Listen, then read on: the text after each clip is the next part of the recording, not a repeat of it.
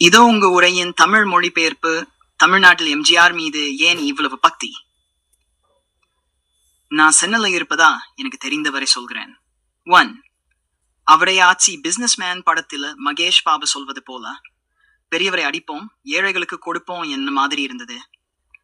அவர் எத்தனை குற்றச்சாட்டுகளை சந்தித்தாலும் ஏழைகளின் அத்தியாவசிய பொருட்களின் விலைகள் உயராமல் பார்த்துக்கின்றார். பருப்பு, உப்பு, அரிசி, காய்கறிகள் போன்றவற்றின் விலைகள் அவரது ஆட்சி காலத்துல அதிகரித்ததாக பெரிய ஆதாரங்கள் இல்லைன்னு மக்கள் நம்புறாங்க.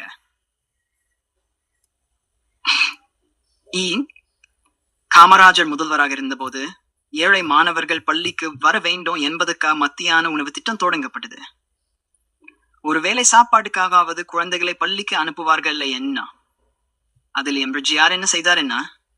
உங்களுக்கு சத்துணவு இல்லாத சாதம் மட்டும் ஏன்? வாரத்தில் 2 நாட்கள் முட்டையும் சேர்ப்போம் என்று கூறினார்.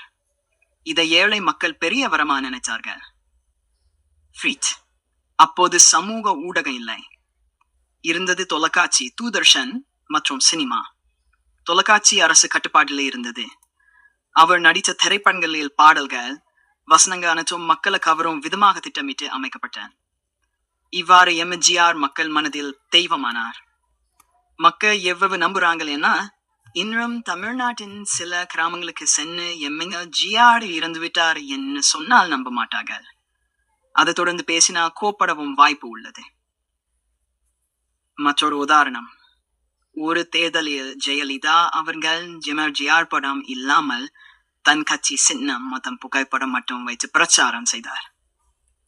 எம்ஜிஆர் படம் இல்லாததா அது அவருடைய கட்சி இல்லை என்று சிலர் நம்பி வாக்களிக்கவில்லை என கூறப்படுது.